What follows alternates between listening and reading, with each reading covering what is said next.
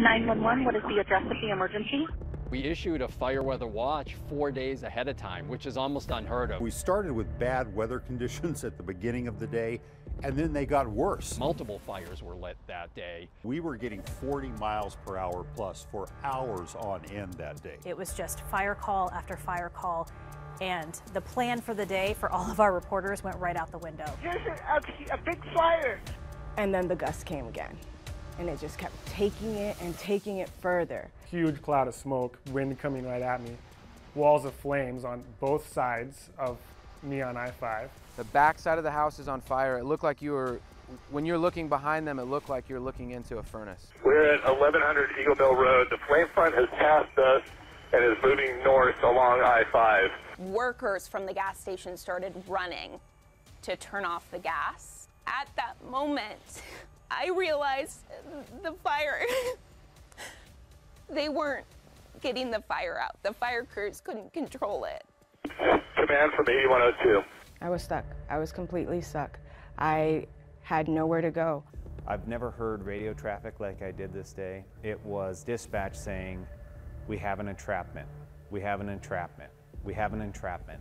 We have an entrapment." Copy that, bumping and running. When you hear a battalion chief tell you to abandon, that means you're dropping your equipment and you're leaving. Structure the threat. We've got at least 30-foot flames. This was the final blockage. It was about a half a mile from our house. And I just broke down. I pulled off to the side of the road and I just lost it because I had done everything that I determined was possible to get to my animal. And I wasn't able to do it, and it wasn't enough.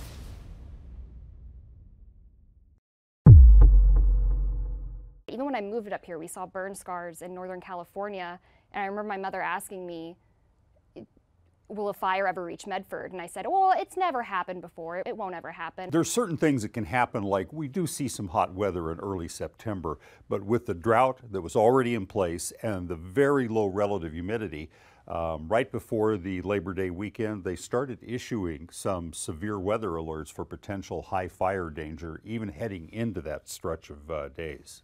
But even before the holiday weekend, we had been talking about these extreme fire conditions probably 5, 6, 7 days ahead of time in our forecast discussions. And we issued a fire weather watch 4 days ahead of time, which is almost unheard of. We don't usually issue them more than a couple days ahead of time. They were discussing the weather that day at least a week in advance. It was kind of, everyone was talking about it. We'd seen the forecast discussions. Everything the week prior was kind of building up to the week after Labor Day. It's definitely a dire situation out there just because we do have that red flag warning in effect for most of our region. Taking a look right now, we saw days ahead looking at weather maps that this would be an extreme event, possibly a record type event when you're talking about low humidities combined with gusty winds. Everything in weather and drought and the fuels were so dry. They were at record dry levels. Everything came together at the worst time of year. It is very, very dry outside Lake Klamath, Modoc, and eastern Siskiyou County. Usually, when we have gusty winds, it's in the fall through the spring. We don't normally see a really gusty day in early September around here. The weather's pretty quiet typically. It's overused sometimes when you talk about the perfect storm. This wasn't a storm in terms of rain, but this was like just the perfect coming together of just about everything that could go wrong in terms of the atmosphere. You start a fire in these conditions and we saw what happened. I woke up that morning and shut off a fan that I had in my room, and the hum, the noise continued, and I'm like, what in the world? And I looked outside, and it was crystal clear to me, what could potentially be in store for us. I felt bad that morning. I live in the rural, and so driving into town, something felt off. It felt dry. My house lost power that morning from some wind. So my generator was going when I left for work. It almost felt like an orange in the air already. It was just a weird, bad feeling. I felt like something was going to happen. That morning we were notified by the emergency manager in Josephine County that the fire chiefs were going to have a video call from Jackson and Josephine counties and talk about the upcoming weather and what they can expect. And I mean, everybody was on maximum alert. They had all the resources they could get. Of course, outside resources weren't coming in because California had a bunch of fires, so there was really no help. And they were mentioning that this, one of them said this was John Wayne time. You're going to be on your own here to deal with these fires for the most part. Conference calls that morning, and I won't forget this. The state told us it's John Wayne time if you have anything. And the reason they said that is because there was so many other things going on throughout the state. Resources were thin. If you didn't see what was going on for the past 5 days, you weren't paying attention. I mean, word was out that this was going to be an extreme fire day, and we were just hoping fires wouldn't get started. That gives me goosebumps because we were having coffee that morning. He's in his uniform, and he said, hey, just a heads up, we've been hearing within the department things are going to be bad today. Like, bad. Like, they've been bad before in fire season, but this is the extreme of the extreme is what we're being told.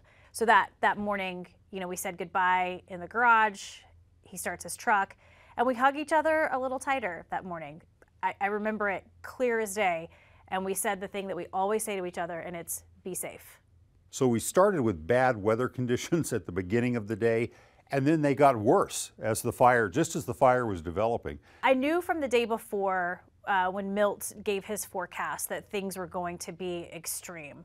But then again, after that conversation with my husband and him saying, this is the extreme of the extreme, my first thing was in that morning meeting, hey, Allie Van Fleet, our morning meteorologist, you first. What are the conditions going to be like today? And then it was a heads up, everybody, today could be really bad. Because it was normal everyday talk, you know, people talking and doing their job, and then something changed. And then I looked up and I thought, oh, we have something big. And then that's when the fire started. This was going to be a very dangerous day to be very weather aware, and that a fire wasn't necessarily inevitable, but if one does spark, it's going to be very bad news because all the conditions were there. We got under contract for the house and closed the weekend before. Well, we signed documents that Friday, and then over the Labor Day weekend, the owners allowed us to move our stuff in, and we officially closed title on the 9th. So I come to work. It was a really normal start to work at 0300 hours. And then we started getting fires. So I think it was right around 11 o'clock, Justin, our editor, gave me a text, and the text, all I had to go on was a grass fire in Ashland. So that's all I had, and off to Ashland I went. We were planning on like taking the first home picture out front with the keys, you know, doing a post, because we hadn't really told anyone we were buying a house aside from our family. When the fires hit, it kind of just like stopped all those things at once. And as soon as we got done with that morning meeting, the scanner started going nuts. We got a fire in North County, and we got a fire in Medford, and sometime in the morning, we started getting calls from citizens of Ashland saying that they had received notification that they were on a level 1 evacuation. We had no idea about this notification to them or where it was coming from or any information on it. And so we're like, that's weird. But yeah, we moved everything into the house, like emptied out our cars. I don't know if you've like moved into a new space and you like get everything in and then you can organize it afterwards. We had everything that we owned in that house. It was so quick. You know, the fire started, and within an hour or two, this thing is just spreading. There was like almost no lead time to see what was happening. I mean, as soon as I heard that it was starting up, that was when the concern hit. The smoke gets bigger and bigger and bigger, and the wind is whipping. And so I'm sitting there, I'm listening to the scanner traffic, I'm watching the sky cams, I'm watching where the smoke is going. And of course, all I can think about is my husband's on his way there. Didn't take long before you could see the giant mushroom cloud of smoke, just a huge giant fireball that was, you know, huge, sending a huge mushroom cloud into the sky. So I knew pretty much right away it was going to be a really big story. I noticed that there was, the winds were blowing a little fast, but I didn't think much of it. Coming from San Diego, we have the Santa Anas. So it's like, okay, so something kind of from home. But then late in the morning, my wife called the clinic and said that there's a fire starting in Ashland and the winds are blowing your way. I mean, it was hard at the time. Like when it first came out, it didn't seem like it was going to be anything out of the ordinary. We had helicopters in the air, but as soon as you started to get in the midst of it, you felt the heat, you felt the wind start to change, and at that point, once it got driven by the wind, it was so intense. There was, you know, you're looking at it from the outside thinking this can go anywhere. It was just fire call after fire call, and the plan for the day for all of our reporters went right out the window because there was a fire on the Greenway in Central Point, and then there was another fire, and then the call for Almeda. 11:04 was the first call that was dropped for the Almeda fire. 911, what is the address of the emergency? It's at the very end of Michelle Avenue. A fire just started. Okay, Michelle, what's the nearest cross street? Okay, it's 199 Almeda Drive. I said, it's in Ashland. It's 3 towns away. It's not going to get here. It's fine. I was honestly in my office, and then I'm hearing footsteps running through the office, which doesn't, I mean, it does happen when we have priority calls that are serious. I'll hear somebody running out of the office, out the door, and into their patrol car and taking off. And you'll hear lights and sirens starting before they even leave the gates. And that did occur. I'm like, I wonder what's happening. And then once I got an update, it was a fire, and it was moving really, really fast. We're at 1100 Eagle Mill Road. The flame front has passed us and is moving north along I-5. Instructions read, we've got at least 30-foot flames. The sheer color and size of the fire column that was going up. So I expedited my response, got down there, and I was on Eagle Mill Drive when it really hit the Eagle Mill Drive side from crossing the Bear Creek. And it was, you know, we were calling for fire to try to get some fire assistance, and it became very apparent that what we were going to have to do is get people out and as fast as we could, and started running house to house telling people to evacuate. At about 11:09, our center was exploding with phone calls. There was calls coming in from all over the water treatment sewer plant, that neighborhood, the Almeda neighborhood, that we were getting calls about citizens because there's a fire moving on the Greenway. We're getting calls from I-5 because they can see it. And I start getting inundated with calls for service. Our screen out there, it will sound an alarm if a 911 call has been in queue for longer than 20 seconds. And that alarm sounded nonstop for the 15 hours I was here. It sounded nonstop. 911, what is the address of your emergency? There's a big fire at the end of Michelle. I'm calling Amber Rodriguez. I'm sending her to Ashland. Carson was on a fire in Central Point that was out, and I called her and I said, you've got to go. She was like, why? We already have a reporter there. And I said, this is going to be big. I'm watching it on our Skycam just balloon. And I remember almost being mad about it because I thought to myself, well, if Amber's there, why do I have to go? And then Kevin, our other reporter, I was training him. We started heading towards Ashland, and it was eerie on the highway. There was really no one there, and that's because they were closing it. So I got there around 11, I think the call came in around 11:10. When I come down into where those homes are in Ashland, closer to the fire, you see people panicking. And I saw cars driving away with just pets inside, you know, people threw their laundry baskets inside and just their kids trying to find a way out. And we had fire units arrive on scene, and they were telling the size up or how big the fire was for us, what houses were affected by it. And I was just trying to capture all that information. Meanwhile, processing 911 calls that were coming in and people telling us about this fire. Central 8211 and 8261 responding on South County. Being able to know which direction it was going was fairly easy. The wind never stopped going north-northwest. It was blowing hard and straight that way.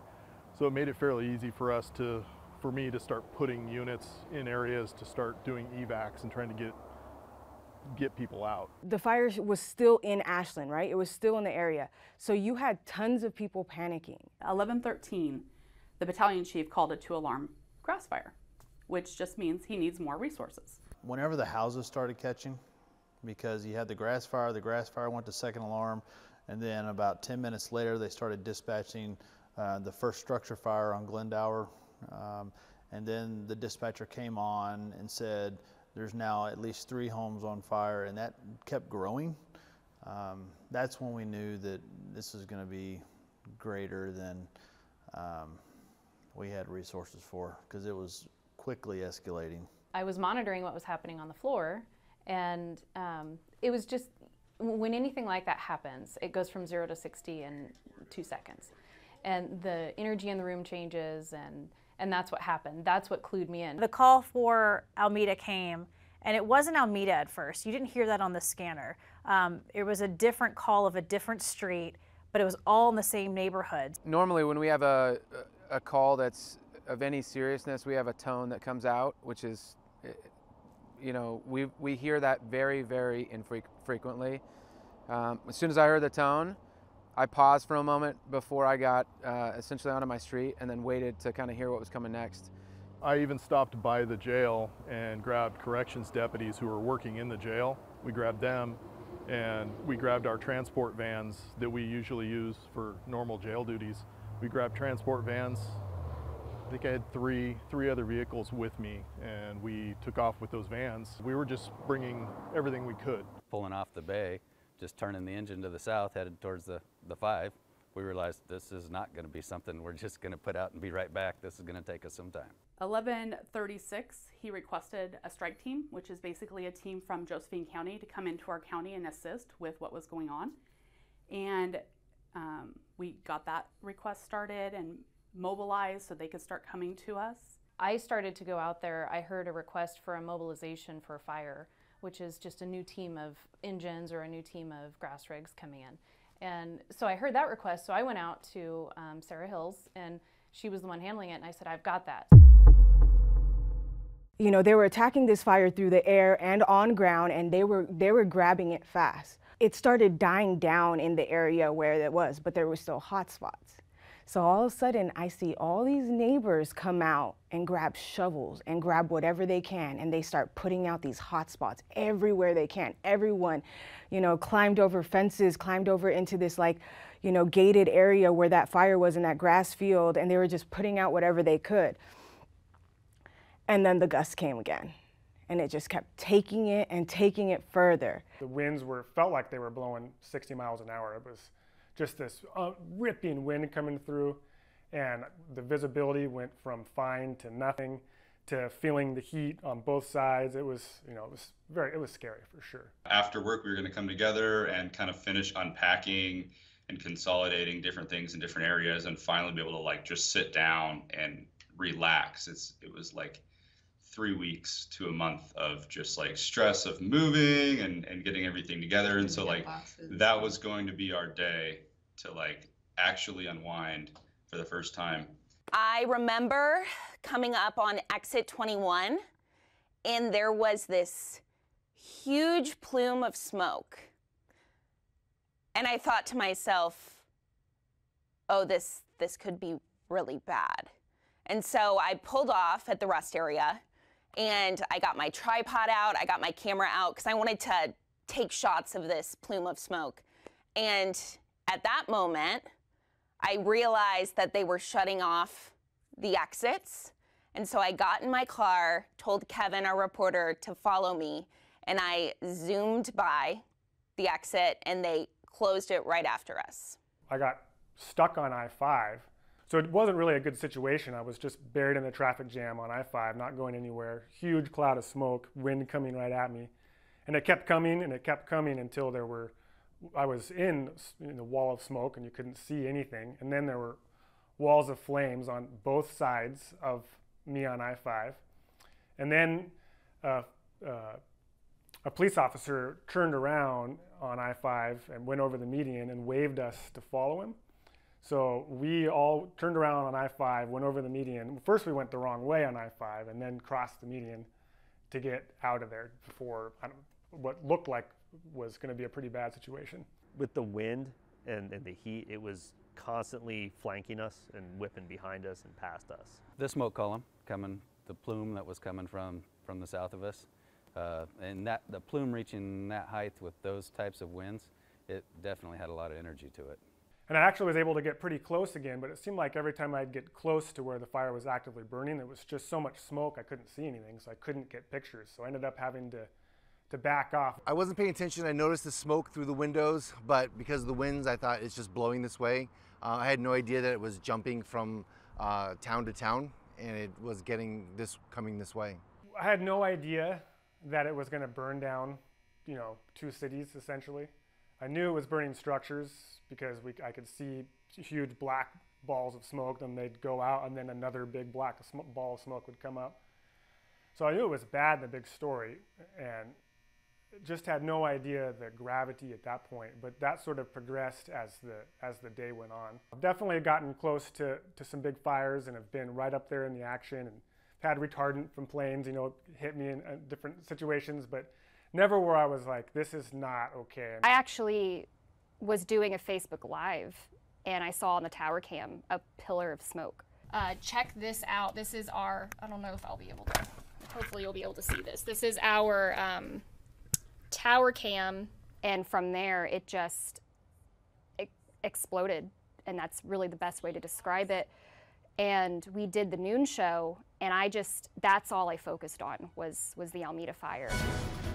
Breaking news this afternoon from Ashland as evacuations are underway as flames are currently threatening homes and structures near Almeda Drive and Glendover Street. Winds were high, 40 miles per hour, and you could just watch that column of smoke just grow bigger and bigger as it came down the highway.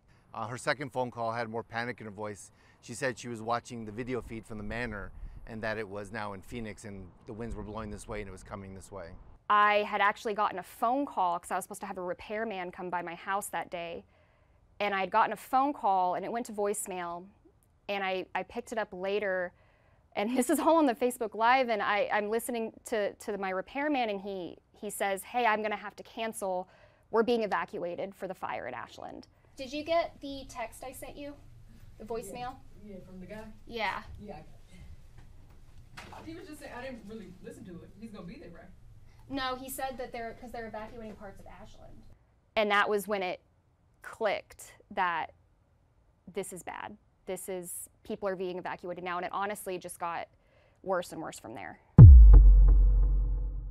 I overheard it from a coworker in the hallway, and they were like, oh yeah, we're evacuating Talent right now. It's getting pretty bad, especially with the wind. And I was like, wait. And I stopped them and I was like, there's a fire? And they were like, yeah, it's pretty bad. It's started up in Ashland over by the dog park and it's moving really quickly. They're evacuating Talent right now.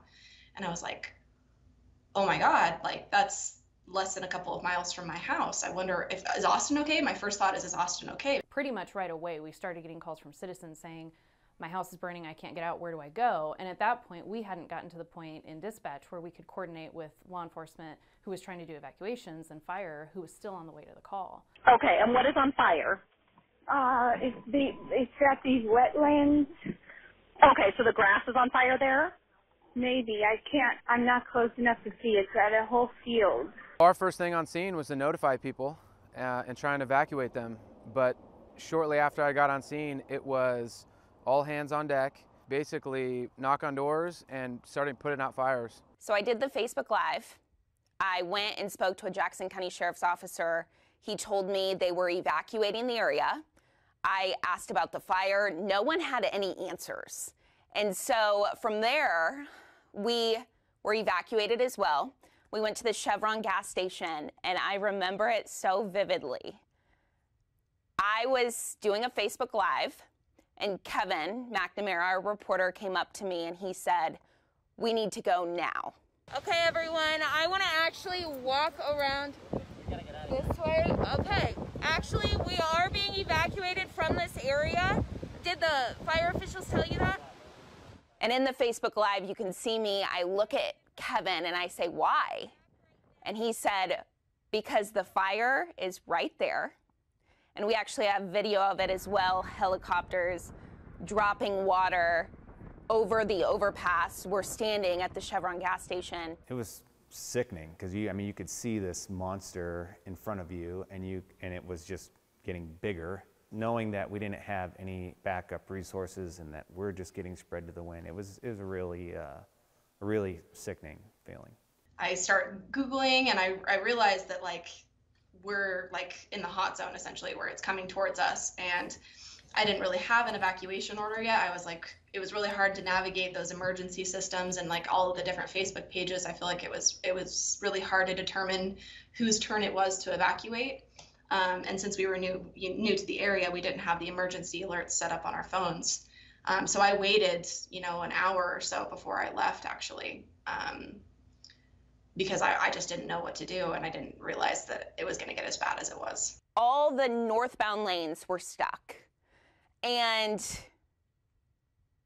2 Jackson County Sheriff's officers got in the southbound lanes, started their sirens, and with blowhorns out of their window, they told everyone to start driving north, all 4 lanes of traffic. And it was such a panic. Cars were cutting each other off. People were driving in the grass.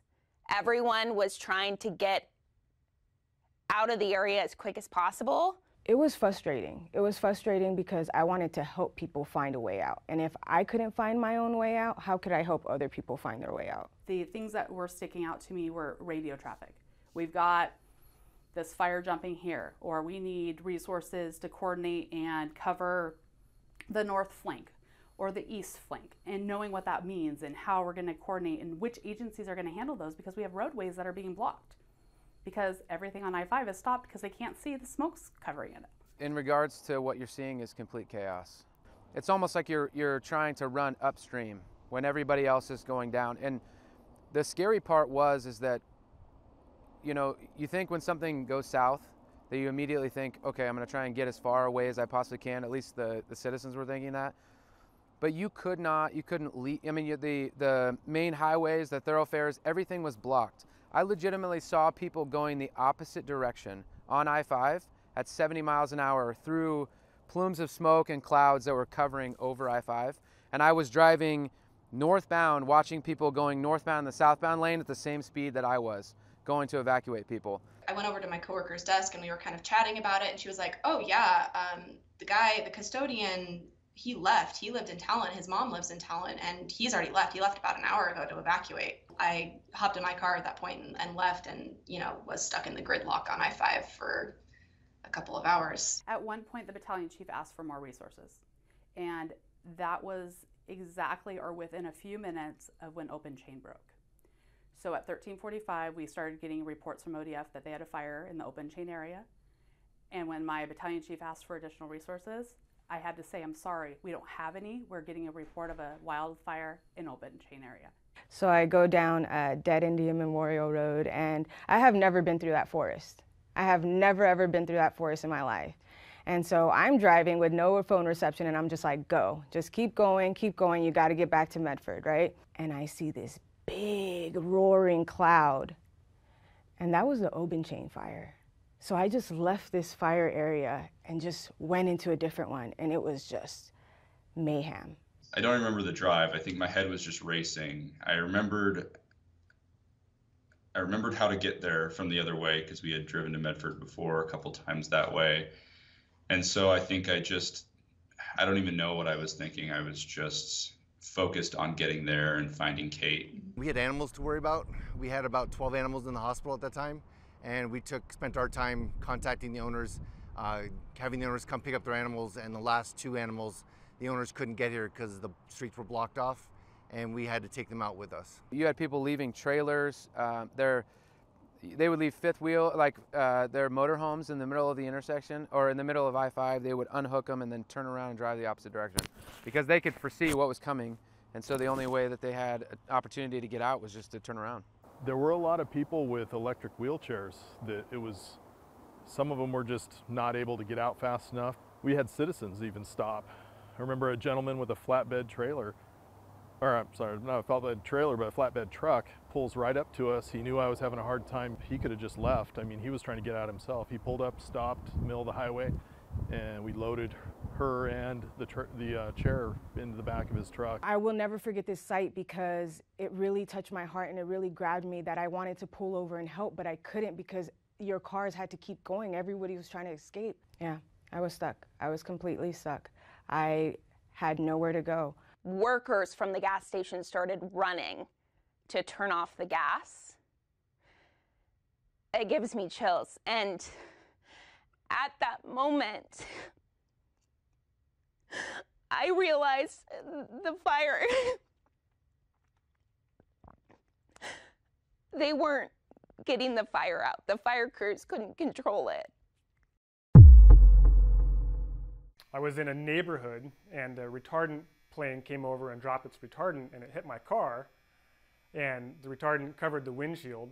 And so I tried to use my windshield wipers to clear my view and it just smeared it.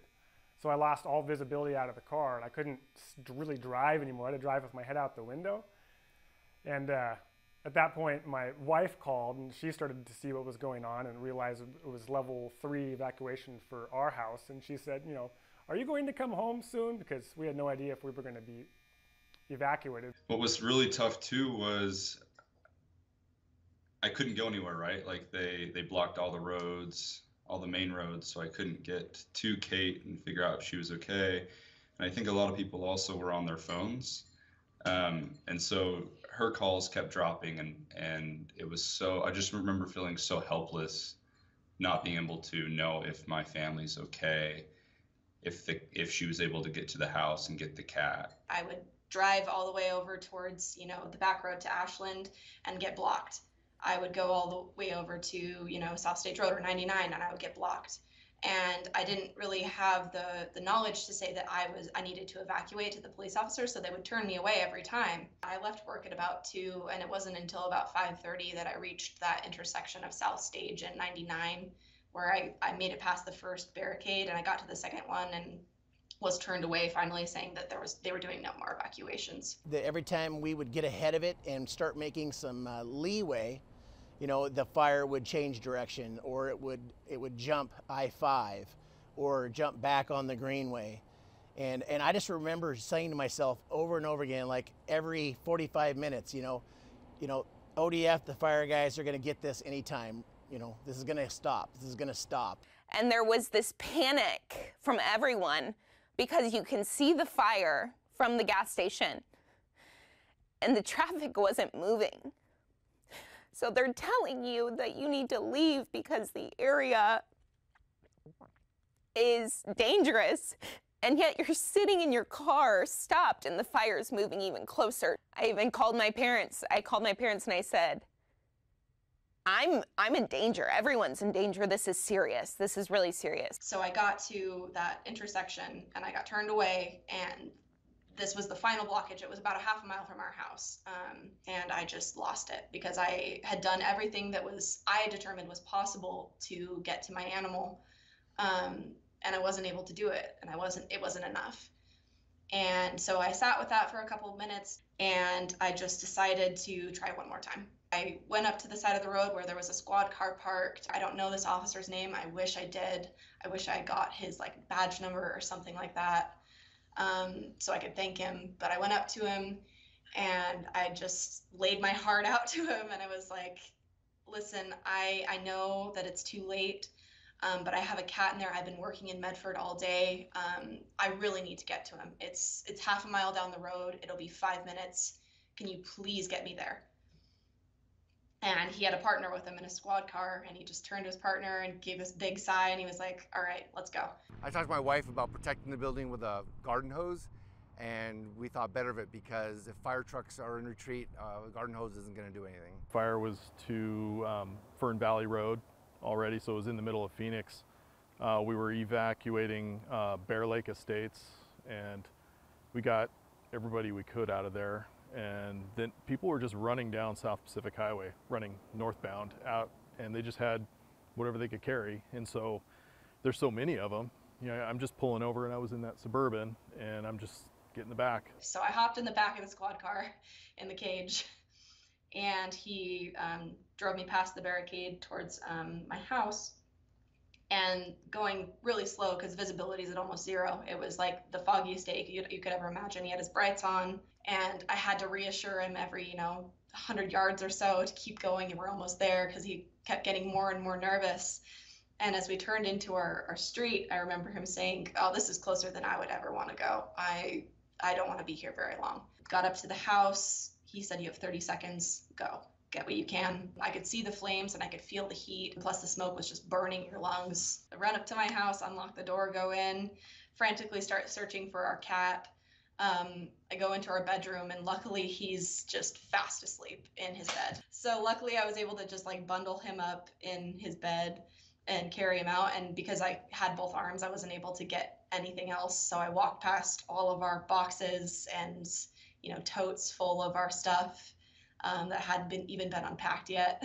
I closed the door behind me, and as I'm walking to the squad car, it was like an intrusive thought was like, "Oh, you forgot to lock the door." After like the 50th call, she finally answered. Like the call broke through, and I was able to hear her voice, and she said, "I got him. I got the cat. I'm headed back to my car." And at that point, I think I just broke down crying. Calls were coming into us. We're trapped in our house. We can't get out. Those calls didn't start until after I left at 1500. That was when it had moved into the city of Talent. I had a teenage girl that was trapped in a car. She couldn't drive it. She couldn't get out. She was just in that neighborhood being engulfed by flames.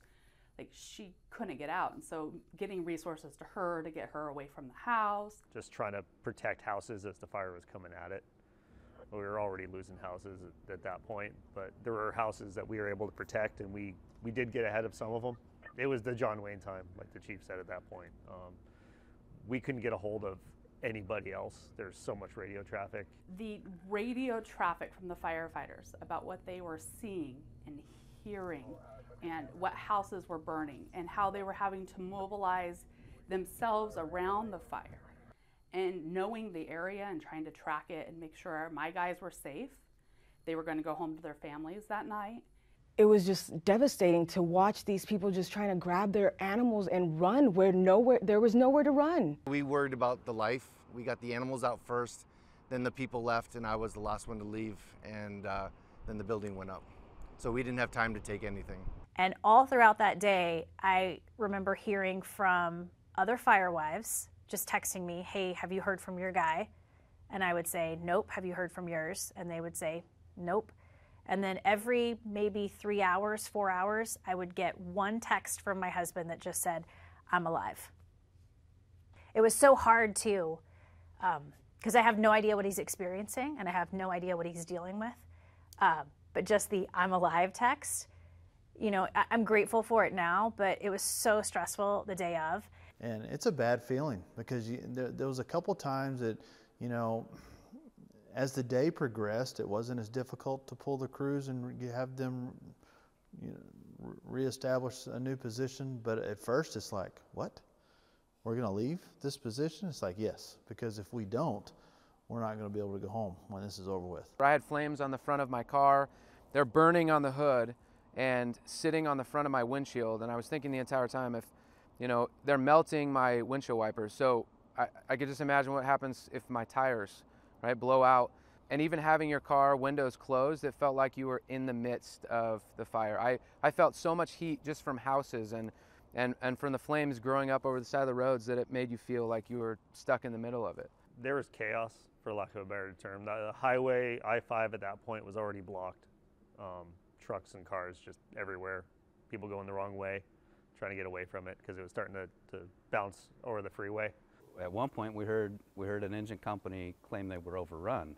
It was hard because what we do is we get resources to people, the citizens of Jackson County, when they need them, and we didn't have any more resources. I was sending units in to each of those trailer parks, and then unfortunately somebody had to judge whether or not we could stay and how long we could stay before I would order units out. Do I endanger the deputies that are in there trying to rescue people and not order them out in time, and we get closed off and blocked in there ourselves? There was a couple of places where we had to leave feeling like we left people in there. When you hear a battalion chief tell you to abandon, that means you're dropping your equipment and you're leaving. We went into a lot of trailer parks and tried to get people out, but there were groups of people that either A, couldn't, or B, didn't necessarily want to leave their home. We dropped equipment several times. We would be down in a subdivision and he's telling us to get out and everything looks good right where we are, but he's seeing what we're not and coming out through just tunnels of fire that our escape routes were being overrun, and he knew it, but we didn't. The hard decisions for us were these structures were structures that we would absolutely put out every day, but because we did not have the resources to put 3-4 engines on a house, we had to accept that, and some of those we just had to let go in the interest of the next 20 or 30 that we were going to face down the road. Otherwise, we would have lost them all. We couldn't get people out fast enough. Deputy Hall had run into this trailer park. He went to one side, I went to the other. I went around the other side, and it's completely full of smoke. I can't see a thing. So I backed out. Then I hear an explosion. Propane tanks are blowing up. I immediately ran back there, and we find these two gentlemen and their dogs stuck inside of their trailer. The back side of the house is on fire. It looked like when you're looking behind them, it looked like you're looking into a furnace. And they can't get through. They're trying to get through this small window on their trailer, but it's not big enough for them. So Justin and I started trying to get anything we could to break the windows, trying to pull them out. And Justin was able to grab an umbrella that was sitting on a patio and smashed out the window, cleared off the ledge, and then just started ripping the window itself, the frame open. And then we basically pulled these two guys out, pulled their dog out, and there was they weren't able to get one of their animals out, and they were essentially fighting us to get back into. So not only were we trying to get these people and rescue them from, their own, the uncertainties of what could lie ahead, but we were fighting them from trying to get back and get into their house to get things that, that they were going to risk their own lives for. I think I was evacuated with everyone else a total of 8 times. First of all, Carson, before you tell us the very latest, where are you going live right now? We see that plume of smoke behind you. Trish, right now I'm all the way in Medford. I started this morning in Ashland as soon as we heard about the fire, and I was evacuated 3 separate times. The crazy thing with that day is that I remember going home to check on my dogs and just make sure they were good. And I felt so out of place at home because it was super quiet and the wind was whipping outside and I could see the smoke from my deck.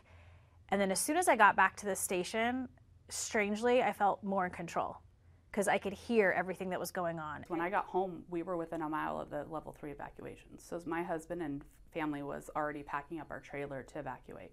If we evacuate, where do we go? Because all the roads are congested because everyone else is evacuating.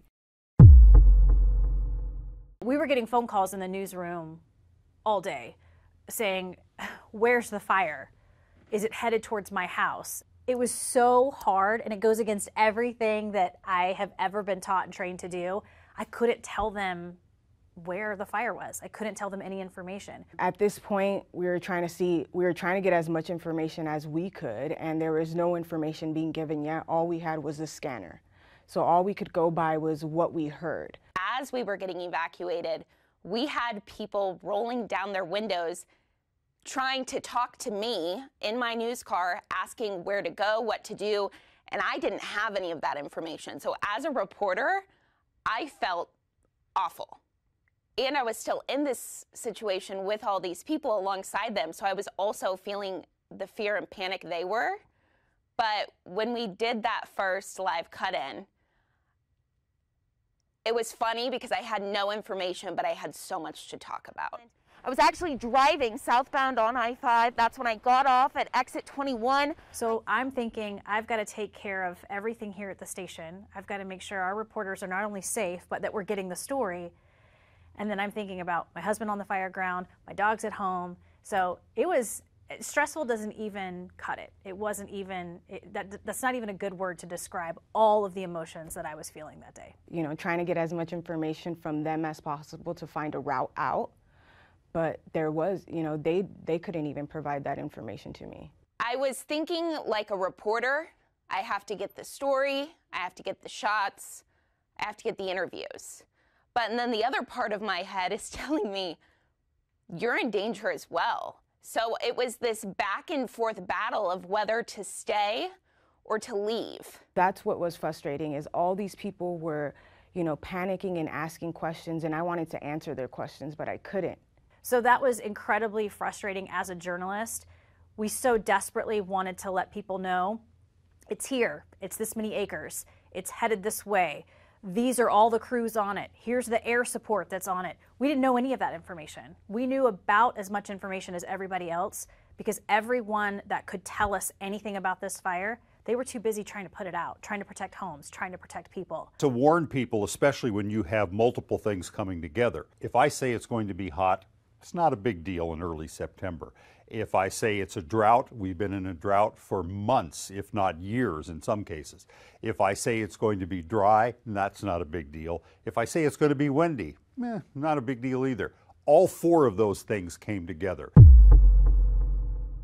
That gives somebody some PTSD a little bit. It's just like the idea that the roads can be closed for a good reason and everyone can be trying their best and you can still be trapped from the people that you love. Guys were really it was weighing on them for sure. Is there some PTSD in the department right now? I think there is. The main thing that we're focusing on is supporting those who are showing some signs of that, but also reassuring them that just how non-typical this event was. And so how, we could have had 1,000 people on duty that day and we would have still got our tails handed to us. Sometimes we don't see what happens when we issue these red flag warnings. We post on social media. So this time I got to hear from our partners, the people, who are going to have to deal with any fires. And they were scared. One of them, who had worked here since the 1980s, said he hasn't seen a day that was worse than this in fire season. Even before fire season, when we have a windy morning, it scares the crap out of me. It just, I have such anxiety over the weather now going into fire season. You see it when you take the calls now today when citizens are reporting the smoke on the Greyway. Because not only do we have it, our citizens have it. So any smoke you see in the valley, you're calling 911. Anytime you see a fire, you're calling 911. Because in the off chance, it might be an Almeda fire. On the day of Almeda, we took over 6,000 calls. And over 1,000 of those calls were 911 calls. The whole event was basically Mother Nature just spanking us, telling us this is what's going to happen. And we, even though we have these big pumpers and big pumps on them and could throw a lot of water, it did not matter. Overwhelming doesn't give enough, I think. It's just that, we're used to having a task, completing the task, and it was just, we didn't have the resources. We didn't know where it was going or what was going on. That day hit him hard. It was super emotional and exhausting for him and his entire crew and the entire department. It's a day they will never, ever, ever forget. That night, so I was here 15 hours, I went home and no one was at my house and I could not stand the quiet because I'd been in noise all day. And then I felt guilty because everybody's back here and they're trying to do it and I'm not really that tired, I could go back in. That was the one thing that kind of sticks out the most to me is how I felt when I left that first day. The only thing left standing is the sign and the American flag. And one of a state trooper grabbed the flag for me and I have it now, and I have a client who's making a display for it, and we're going to hang it in the new building as a remembrance of what happened. The biggest thing that I was upset about is I had 2 bulletin boards on the wall next to my desk with my kids' artwork that they made for me when they were at the clinic here.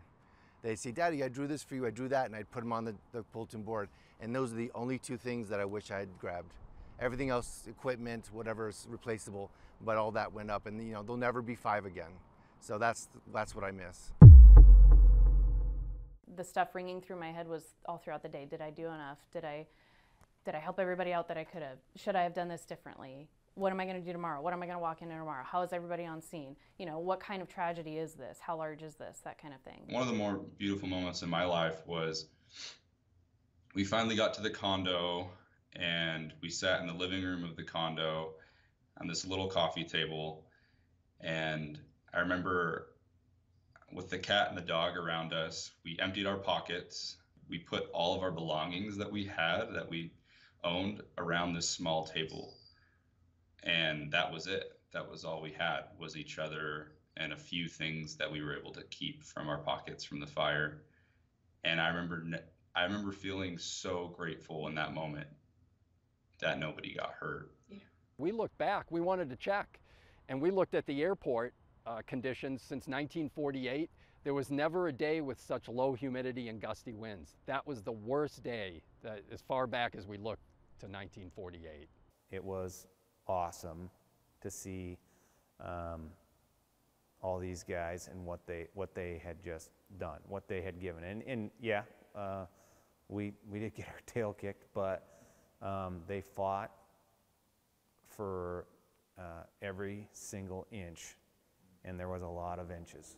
I'm really proud of the work that dispatch did and the work that all of the fire and police officers did, because for such a huge tragedy, it really was very well handled. We're doing good right now. We're living a couple, like 10, 15 minutes outside of Salt Lake in an apartment. Overall, it's been good in the sense that it's brought us together and allowed us to, you know, find value in ourselves and in our family, which I don't know if we had as much appreciation for before. It's been incredibly difficult, not with the insurance company, but just finding, you know, a house to replace it. The proud moment is everybody got to go home.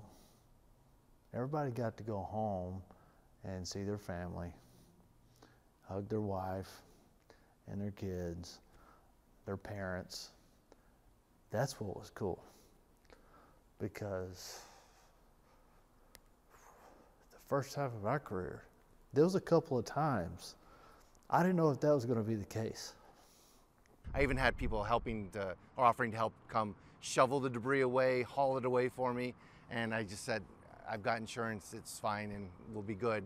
It'll be a while, but we'll be back. That's how the community is around here.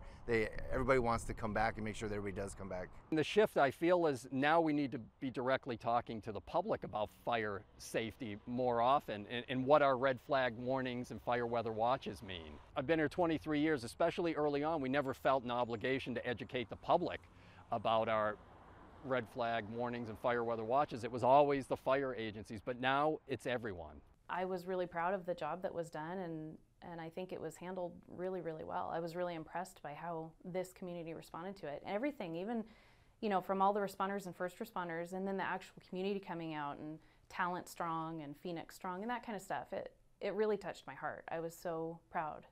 I'm still so proud of our community. For me, if it happened again, I would feel like we've got this.